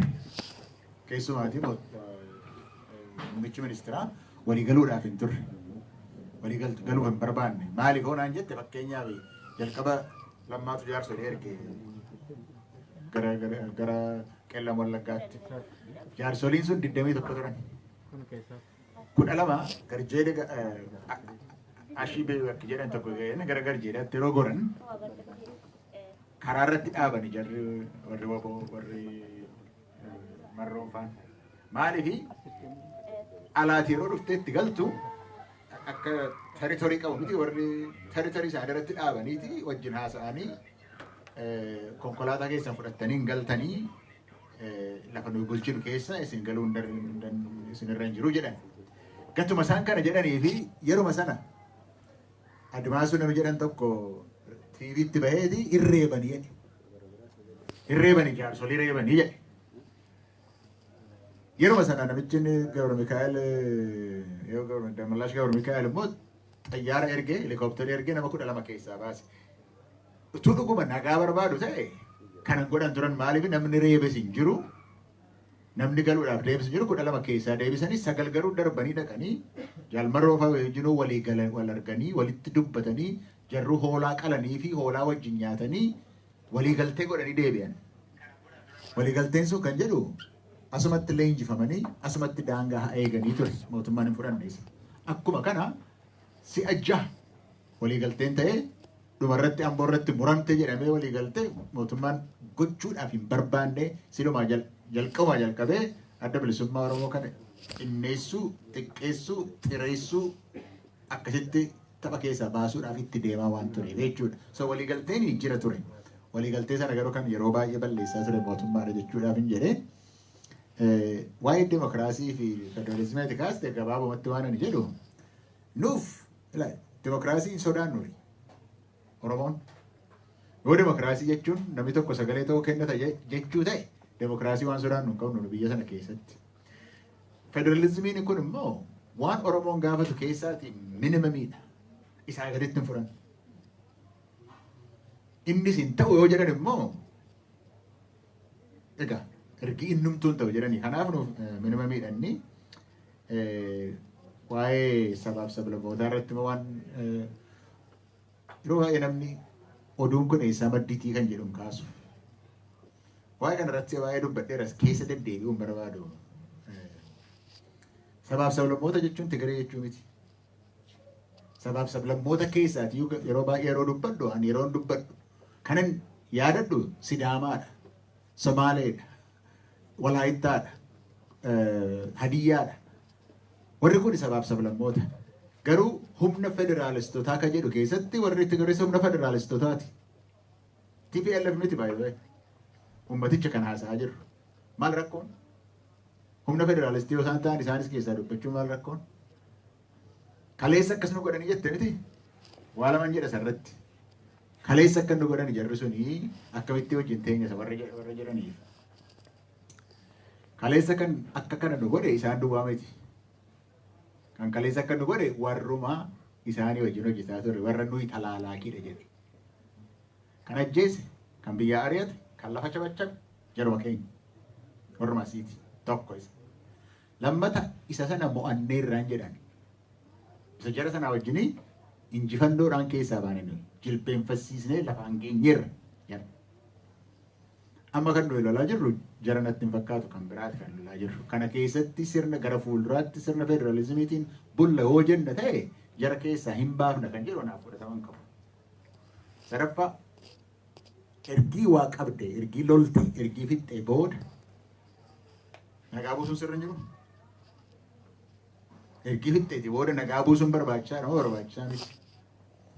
Kanaaf jarrumti warri mootummaarra jiran iyyuu jara kanaa wajjin akkamitti waa'ee badii balleessuu irratti yoom akka itti deemnu hin beeknu abbaan itti gaafatamu itti deemuu dandeenya ta'a gaafa kan biraa yoom akka ta'e ani hin beeku. Garuu kan ittuu nagaa buusuudhaaf jara warra diina jedhaman kanaa wajjinuu kan wajjin taa'u irra jiru mootummaadhaan jedhan. Gaaffeeti nagaa battee garuu sabaaf sablammoota jechuun warra nama sitti beekan. Sabaaf sablammoota jechuun kan hojii hojjennu gara caalu baasan qimaanti fa'i. Kan akka qimaanti dhumaa jiru jedhama. Sanyii duguuguu waan jedhamu waan amma sana ga'uun kan dhumaa jiru kan isaan fa'i. Isaanidha malee sabaaf sablammooti warri Tigirootaa keessa jiru waan kana duwwaa irratti mataan keenya hidhamuun irra hin jiru. Humna federaalistoota keessaa tokko ta'uu danda'u isaan. Humni federaalistootaa garuu 20 ta'uu dandeenya. Kanaaf tokko sana irratti hidhamuun nurra hin jiru. Kan nuyi wajjin hojjennu maalifanni Walaayittaa Digital Channel, Sidaama Media Network maaloo kanaa wajjin irratti baanee maa dubbataa oolla. Warra kanaa wajjin miti kan dubbataa oolla. Humna federaalistootaa ijaarra yoo jenna ta'e kana dhaggeeffadhu. Minimamiidha nuuf federalizimii. Isaa gaditti hin fudhatu. Hin fudhattaati. Isa ijaaruudhaaf itti deemnu yoo ta'e kana yaaluun nurra jiraadha. Garuu waan lamadha kan hin kaase. Waa'ee Oromoo irratti waan lamadha kan hin lafa kaa'e. Ammaaf yoon fudhattu taatan fudhadhaa. Yoon fudhannu taatan immoo warra kanaa wajjiniti maappii wayii tokkoon siillee namachi taa'e. Isaan kanaa wajjiniin jiraachuun nurra jira. Ammayyuu taanaan nu warra Oromoo caalaarrayyuu kan hiraarfamaa jiru isaani. Amma gurbaan Walaayittaa sun maaladaa miidiyaa irratti OMN irratti kan darbu irratti naa wajjin haasa'ee guyyaa 3 booddee fuudhaniiti maliidhaa buusan. Eengadda immoo cuubeedhaan waraanan. Miila isaatiif harkasaa ilaan akka jiran tiraan isaan miyyuu. Sanni natti ergate kunoo asirraati baasee sitti agarsiisuu nan danda'a. kan hiraarfamaa jiru isaanii. Malee warra sana miti ka'e. Isaan sana duwwaa irratti waa hidhamna nuyi. Warri kun warra nu wajjiniin seenaanis tokko, cunqurfamis tokko, fedhiinis hawweenis qabnus tokko. Isaanii wajjin jechuudhaaf hin jedhe deebiseera yoo ta'e. Dhimma isa obboleessi koo waaqoo dheere. Kanatti kaaftee mee jalqaba waa'ee shanee jedhu sana nus asitti akkasuma jennee haasofna jechuudha. Hamma ani beekutti yeroo adda bilisummaa Oromoo gargar ba'u maqaa tokko tokko itti kenname.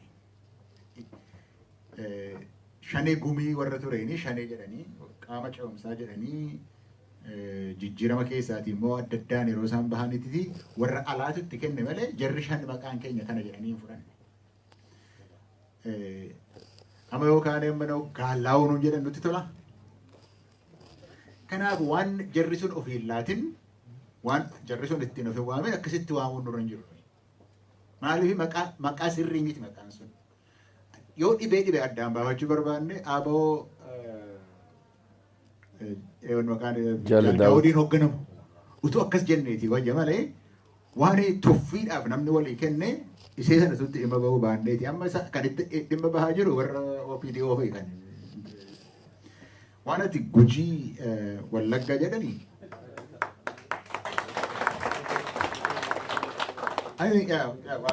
kun waan hundu keenya gochuudhaaf dandeenyuudhaaf gochuun isinirra jira yoo tuffiidhaaf ta'e malee rakkoo waan fiduuf hundumti keenya waan fudhachuu dandeenyudha. Ani Hasan Waaqo ulee horaa deemeen ture Gujiidhaan ture Gujiis dhaqeera Wallaggas yuunivarsiitii Wallagga Gimbii Dambidolloos dhaqeera hunduma isaa argeera wanta ta'us nan beeka wanta jedhamus hunda isaa nan beeka Gujiittis waan jedhamu achuman ture Wallaggas waan jiru achuman ture yoo waboon yookiis waboo keessa ka jiran disipiliinii hin qaban ta'e maaliifi waraanni tokko disipiliinii barbaachisa. Waraana keessatti yeroo hundumaa kan barbaachisu maali?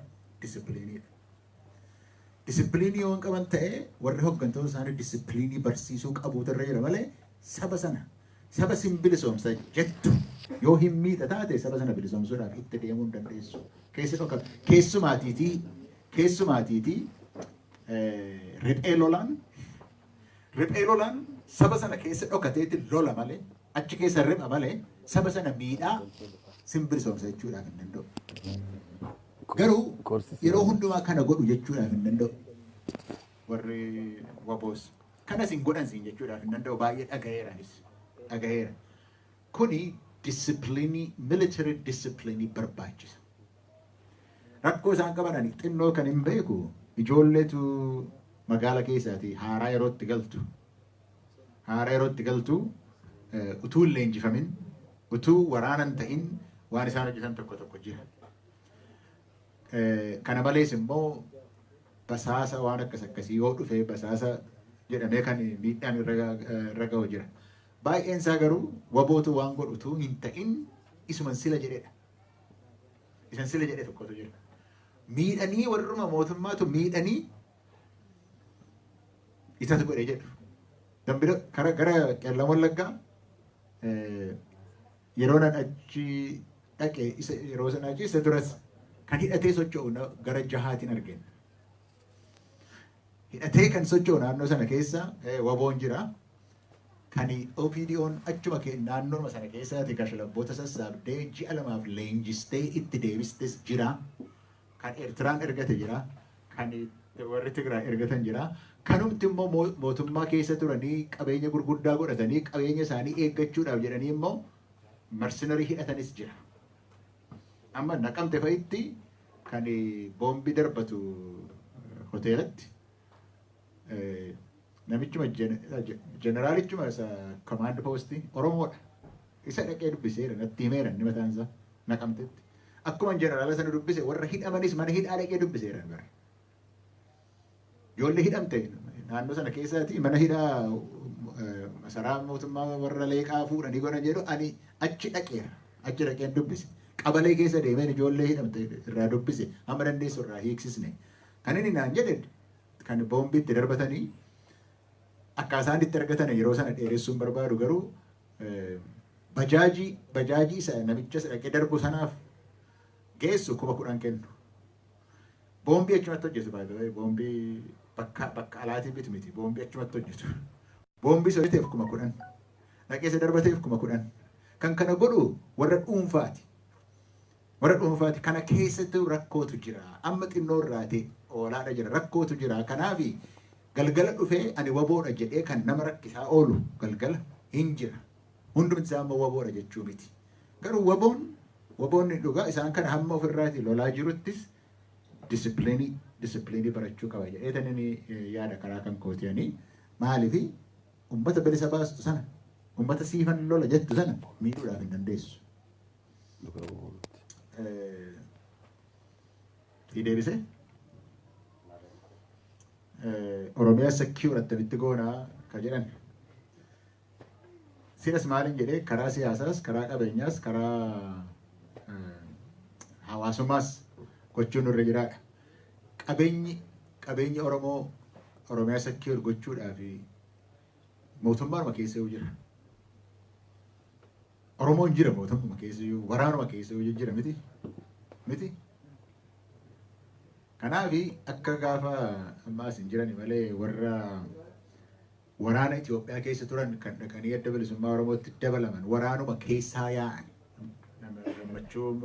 gammachuu ayyaanaa dubbattan akka kana dubbatu sun waraanuma Itoophiyaa keessaa dhufe. So yoo rakkoon sun nutti dhufte secure gochuudhaaf rakkoon sun nutti dhufte ijaarsa haaraatu jiraachuutu irra jiraasiin jechuu gootan. Ijaarsi sun immoo alaa kan dhufu duwwaatu hin ta'in keessumattuu sii galamaan hin jiru. Keessumattuu ijaaramuutu irra jira. Kan Oromoodhaaf oo'u poolisii keessas jira, waraana keessas jira, maaloos jira. So kanaaf ijaarsa barbaachisa jechuun maaf hin jedhe kana caalaan eeguudhaaf yoo filannoon itti deemnee filannoo itti galaan seenaan illee badaasa argaa hin jiru innis secure gochuudhaaf itti deemutu irra jira garuu isa akkaataan itti kaa'e akka tarsiimootti tarsiimoo sana argachuudhaaf immoo tooftaa adda addaa qabaachuus irra jira.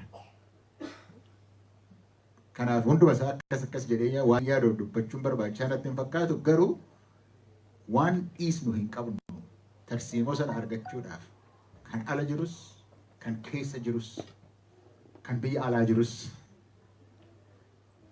yaada tokko jalatti hiriiruudhaaf Oromoo miidiyaa hojii miidiyaa yoo hojjechuutu irra jira jabaanne. Amma yeroo dubbadhu waan 3-4 maqaa dheera miti akkamitti akka secure godhan garuu yaada sana jalatti hiriiruu qabaachuun irra jira. Yaada tokko jalatti yoo hiriirre akka uummataatti wanti nuyi godhachuu hin dandeenye hin jiru. Rakkoon qalbii hiruu sana isan sila dubbataa ture. Kan amma rakkoon nuti ta'u qalbii hirraa. Qalbiin gaafa hiramteedha kan nuyi dadhabu. Hingaa amma quubsaa kennuu hin danda'u.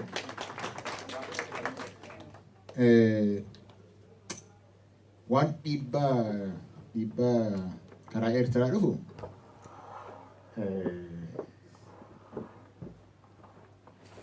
ani walitti yoon isaan qaban hin beeku. Achi waan turaniif dhiibbaa irratti godhuu danda'u dhiibbaa sana fudhatu hin fudhata hin beeku gaanis. Garuu waan ani beeku waan hin beekamne sana jechuun muummichi ministeeraa Itoophiyaatii fi pireezidaantiin Eritiriyaa walitti dhufeenya hin beekamne baay'ee qabu.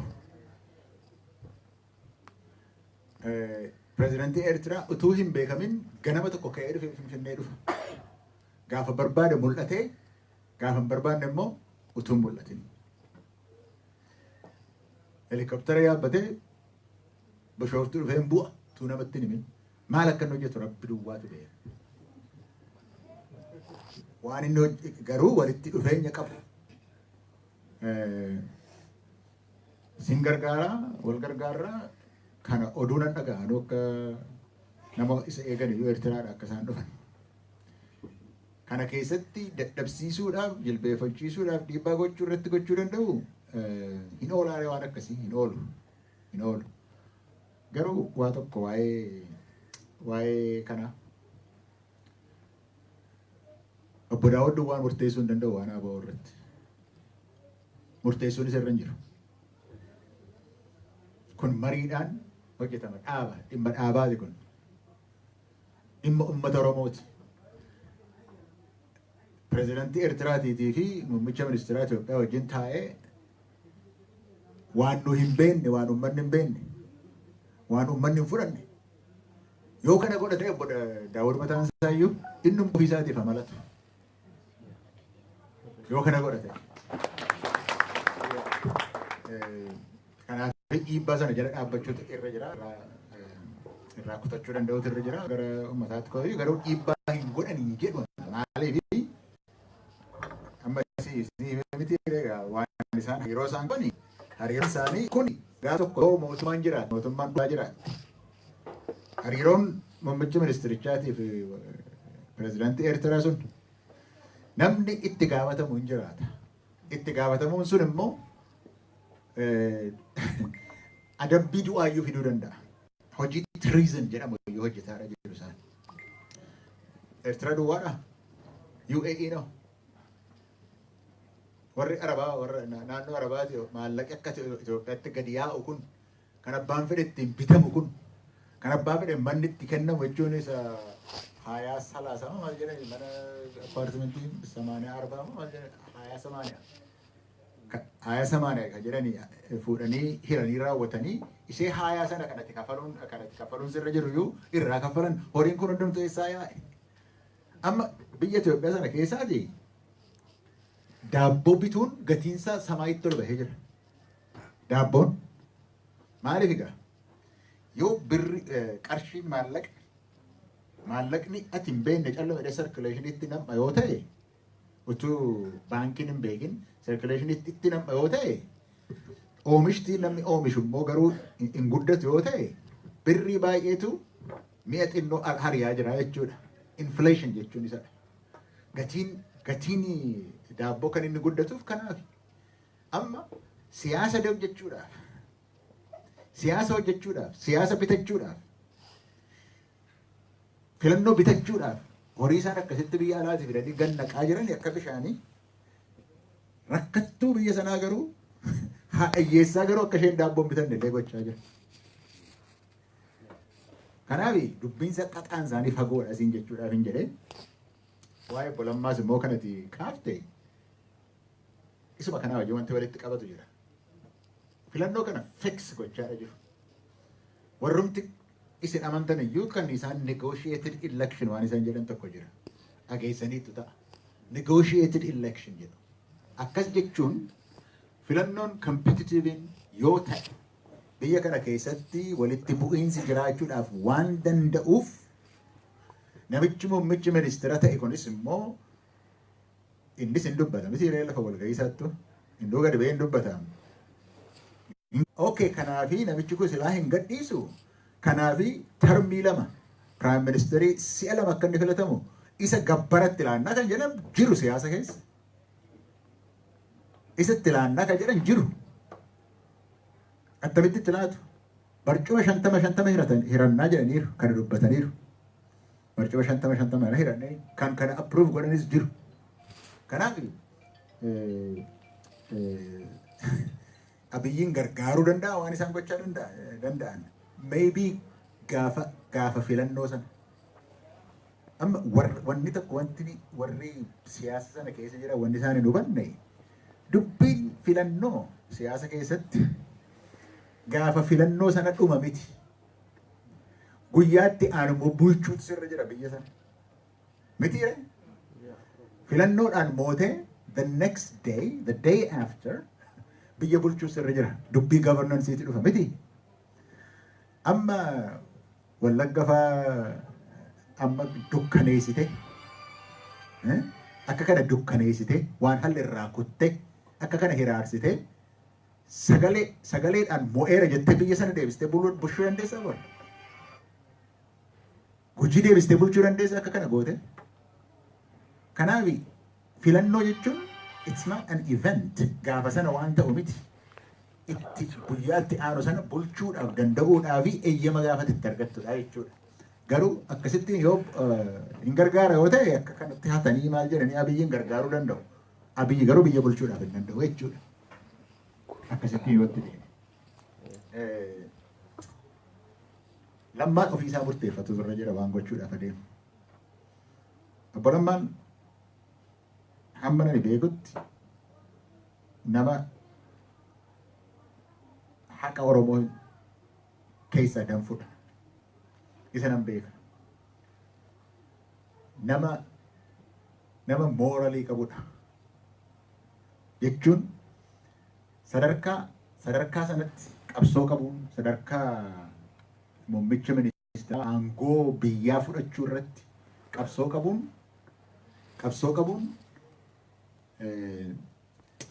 namni mooralii qabu danda'ee qabu jechuun aniin sobu nami jedhu, aniin ajjeesu nami jedhu, aniin hidhu, inni ari'u jedhu sadarkaa sanatti biyya sana keessatti qabsoo qabuudhaaf hin danda'u. Kan achi keessaati mo'atu isa kana hundumaa gochuudhaaf nan danda'a kan jedhedha. Kanaaf akkamitti akka murteeffatu murteeffata. Garuu namni haqa beeku, namni dhugaa beeku, namni namni maalnaan jedhaa beeku siyaasa biyya sanaa sana keessatti keessumaa mootummaa keessatti hojjechuu hin danda'u. Garuu akka inni bilxiginnaa ittiin gallee ni manamana. Hojii garuu hojii mootummaa hamma danda'etti hojjechuu danda'a. Gara fuulduraatti garuu waan ofiisaatii godhatu isatti murteeffachuudha qaba. Uummanni Oromoo waan inni jedhee fudhateetiti bilxiginnaadhaan mormaa jira. Waan lammaadhaaf ta'ee nuufis hin ta'u jedheeti isatti rarra'eetiti qabsoo qabaa jira.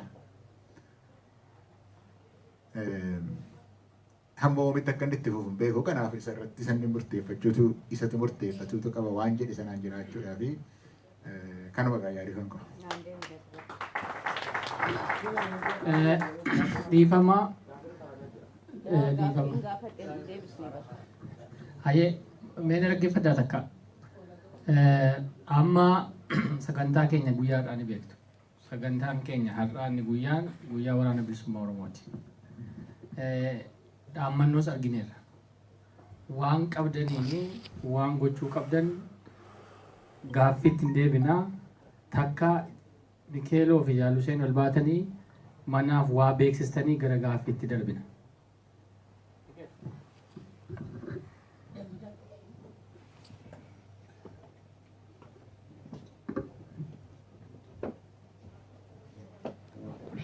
Yeroo ni qabnaa mana kanallee hanga sa'a dheeraa qabnaa itti turuu dandeenya hin qabina. Itti deebina. Hayyee tumsi tokko dhaabbatee jira akka naannoo idilee addunyaatti. Tumsa waboo idilee addunyaa damee Noorwee jennee dhaabbannee qabnaa jechuudha. Namoota fulbaana irraa jalqabnee gara nama 7 taanee dhaabbataatiin maallaqa 300 baasaa jirra. Namoonni nutti dabalamtanii waraana adda bilisummaa Oromootiin tursuu barbaaddan akkaawuntii isinii kenninaa fi akkaawuntii sanatti dabalaatii nu wajjin ta'aa jedha. Kan guyyaa irraa immoo jaallu seenee isinii laata. Hayyee baga nagaa walitti dhufnee fuula hedduu nama haaraa tarkaadhaati jirra. Galatoomaa guyyaa kana waliin yaadachuu keenyaaf akkasumatti illee Profeesar Hisqeel ifidduu arguudhaaf isaafillee galataan galchuu fedha. Kanatti aansee gaaffii keenyatti sirnaan deebina. Hanga qabdan hunda ganneeytanii namni deebisu geewummaadhaan jira sa'aadhaas ni qabna. Idduudhaan garuu dhaammannoo waraana bilisummaa Oromoodhaa dhageessanii jirtan. Kanaaf jecha addi bilisummaa Oromoo illeen waraana abbootii gadaatii fi Oromootiin kanneen jiru. Waan hanqatee idduudhatti hafee jira. Ani achiin ture niin beeka waan san keessa illee niin ture. Kanaaf amma akka Oromoo tokkotti ani waraanni kun gargaaramuu qabaa jeetiin murteeffadhe akka adda bilisummaa Oromootti yoo ta'e akka Huseenitti koree idil addunyaadhaa kana keessatti warri waliin sochoonis akkasiin murteeffate guyyaa kanaas sadiif yaa'u. Kanaaf hoggaa ol seenaa irrattis waan babaafnuma jira waan dhumnuu fi nyaannuufis haa ta'u.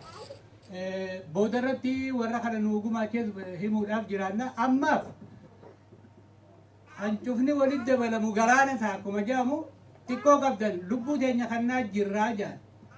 Muciyo jala teenya reefun tana dubbatte warri dura dhuftan dhageessanii jirtan. An dhaga'uudhaan dadhabe haasoo isiidha. Nama dhugubaan bilchalaas qabu, nama murannoodhaas qabu, aadaan raayis kaatee saayinsii baraanaatiinis walii hiitee waan haasoo itti dhageessanii jirtan.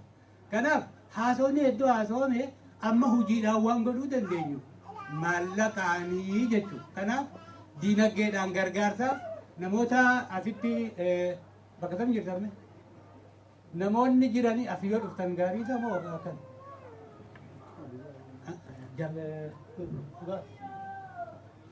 as dhuftanii miti achi odoo as dhuftanii gaarii namoonni hayyee waraqaa isinirraan deemanii achi boodaan hoggaa isaan xumuratanii nutti galchan gaaffiidhaaf irraa dhangalaafnaa deebisaanis hanga isin quubsutti odoo waa takka na kukkuuqee wayinnaa fi hajjattan hunda kuuqaa keessan ganna qaabaafadhaa san boodaan hangasitti immoo nu obsaa harka keessan fiishaa fi boorsaadhaan waliin naa qunnamsiisaa fayyaa taa galatooma. Isin asuma nu turtan. Hayyee isin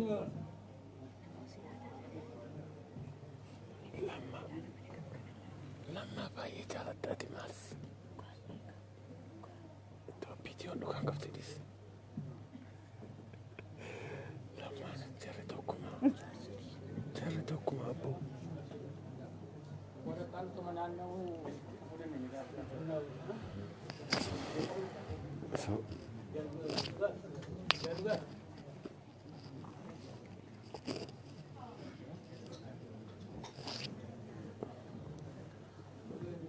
Maal qabda? Mana lekas dia. Video saya malah gute kam dia sekali juga. Mana? Ya kan nam sitin debu. Kumeni. Era urtaga. Suka kayak kamu.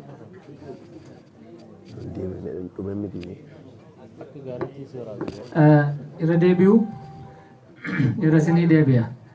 Amma warra jirtanii mana kana keessa warra jirtan dhaamsa waraana bilisummaa warri dhageessan xiqqoon qabdu waan qabdan isa har'aa viibsii kunnootii warra viibsii barbaaddan harkatti moorii laattan waraqaan naanneeffamaa jira isa har'aati. Inni achirratti lammaffaa lamaanuu barreeffame sun lakkoofsi baankii sunii fi viibsisoo ta'e salphaa ta'uu fi dhaabbataadhaan yeroo hundaa 1,000, 4,000, 5,000 fidaa isiniin hin jennu ji'aatiin ishuma qabdan irraa baajeta waraanaa gootanii dhaabbataadhaan akka bira dhaabbattan namoonni hanga ta'e jalqabneeti jirra. Nu wajjiniin hirmaadhaa yoo quunnamuu barbaaddan anaan quunnamuu dandeessu, jaalusaniin quunnamuu dandeessu, jaal Mikeeloodhaan dandeessu. Asirratti maqaa ifa waan akkasii hin beeknu. Nuti Oromummaadhaan hannutti amanne gochuudha. Akkasitti wal hubanne wal bira dhaabbannu jedha. Fayyaa ta'e.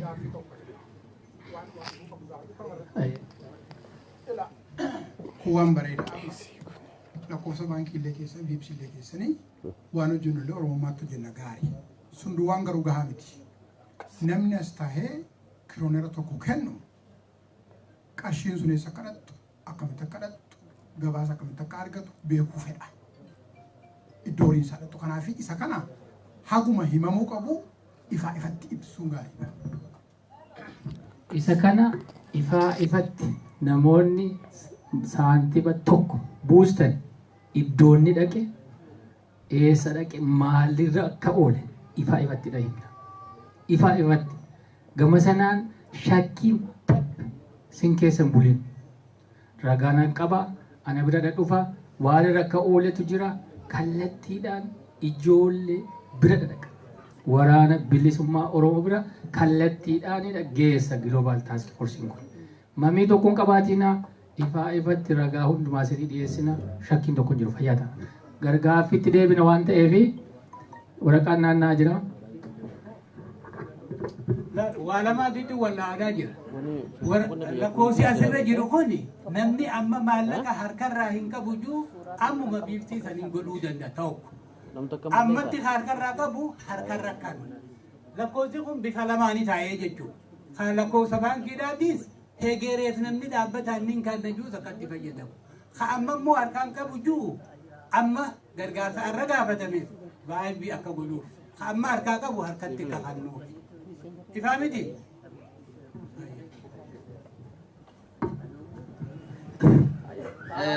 Gaaffiin inni asii kaase xiqqoo ishee sensitiiviidha akka gaariitti ibsuu barbaadu. Ragaa nuti asiitii isiniif produce goonu qofa otoo hin taane waraanni adda bilisummaa Oromoo kallattiidhaan bakka isin argamtanitti illee haasawaa godhanii isinii mirkaneessu. Maallaqni isin ergitan nu gaheera jedhanii ajajoonni waraanaa zoonii kibbaa, zoonii dhihaa, zoonii giddu galeessaa bakka argamanitti illee haasawaa ni godhu. Ragaadhuma waraqaa qofaa produce goonee wannoo jenna jechuu miti jechuudha. Galatoom yeroo baay'ee namatti baay'atu irraa mufatu dagatame waa hundaan kanaaf fayyaatee amansiisa. Amma gara gaaffiitti deebinaa. Adarawaa tokko seenti nama baay'een ammoo kan hin quufnes jira. Dirqama waan gaafatanii quuftanii deebii argachuun hin jiru. Carraa warra laanneef hin kennaa. Obboleessa koo guddataa hamma barree hayye. Koi hayyedha. Yaadannoo qabatti dagateeru ta'a. Mee nan gaafadha. Garuu namni dadhabaa jira. Sa'aanis dheerateera. Gaaffii gaggabaabsaa gurguddataa Jamiilaa tasallee cadhaa argatteettati. Diktaatira sitti ta'a. Waaqee barbaadde turte? Irraanfatti bara. Waaqee fi Xilahuun. Gaaffiin duraa garuu Profeesar. Gaaffiin keenya lamaa dagattee moosiin jedhu.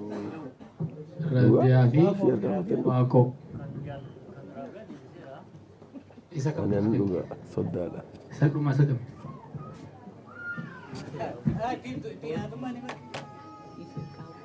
Ayya fayyaa ta'e.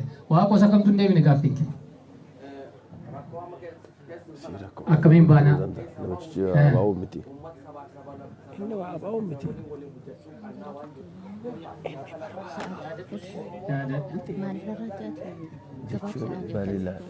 Nageenya ta'a gaaficha kamtu ofiiyyuu akka Oromootti nuti iddoo adda addaa jirra. Saba kaa wajjin akkamiin hojjennu? Ani karaa koo saba Oromoon waliin galle jedhan kana waliigaltee dhabuun yoomiyyuu hin jiraatu. Sodaadhaan. Mitiire yoomiyyuu waliigaltee dhabuun hin jiraatu. Garuu akka har'aayyuu Oromoon yaada tokko jalatti akka har'aa'u tokko ta'e waliigalteen garuu siyaasa irratti ilaalcha adda addaa qabaachuun inuma jiraata mitiire. Kanaaf nuyi tokko hin taane maaliif ofiin jenna? Nu ofii tokko hin taane maa ofiin jenna Oromoon? Akka har'aayyuu tokko taane sila afaaniin wal wallaallee turre jedheetan dubbataa ture miti. Akka har'aayyuu tokko taanee hin beeknu nuyi. Ilaalcha siyaasaatiin adda ta'uun saboota kan biraadhaa wajjin hojjechuudhaaf hin dandeenyu jechuu wajjin rakkoo maal akka inni qabaatu hin danda'u. Ani Oromoon tokko hin taane hin jedhu. Hawwiinuma tokko qabna miti jedhe.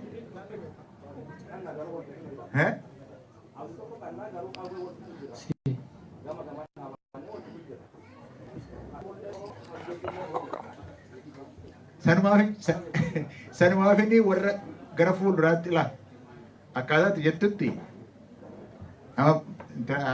gochuudhaaf hin barbaannu miti kana deddeebisuu hin barbaannu miti garuu akkaataatti jettutti namni gara biraanis yeroo kana jedhu dhagaheera. Namni ilaalcha Minilik hojiirra oolchuudhaaf deemu Oromoodha jettee akkamitti natti himte? Akkamitti ta'a? Oromummaan ilaalcha dhaloota miti bara. Oromummaan qorqalbii ati qabdudha. Ummata Oromoo miidhuudhaaf fedhii qabda taanaan ilaalcha waggaa meeqa deebisu akkamitti Oromoo jenna kan ficcisi akka itti yeroo isaan haasa'an dhagaheera. Ani akka itti fudhadhu. Yoo Oromoo taate Oromoon miidhu. Sanyii. Miidhuudhaaf qabsoon dargate injifannoo isa gara booddeetti waggaa 40 deebisuudhaaf deemtu yoo ta'e Ibrahiti Addisuu Araggaa. an achi keessatti hin lakkaa'u.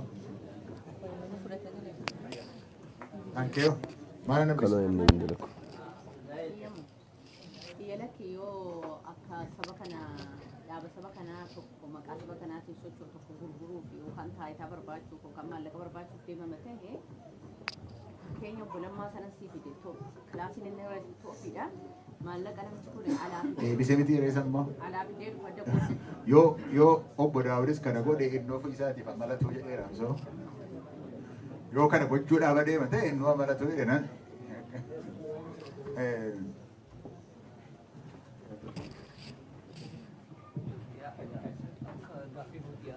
Elame nuti ulfaattani warri gara booda kursiin jira. Kursii bakki taa'umsaa jira. Waan bareedaa ijoodha gaafii waa'ee dhimmaa waa'ee sabaati. Miti kanaaf naamusa godhannaa xiqqoo dudduuba kana oduutu jira. Mee warri dhaabattan dargaggoonni kun mee obsanaa dhiifama irra tursuu keenya ni beekna. Mee taa'ame kursiin jira taa'a please. Taa'a. Waa'ee warri gaafattan immoo to the point.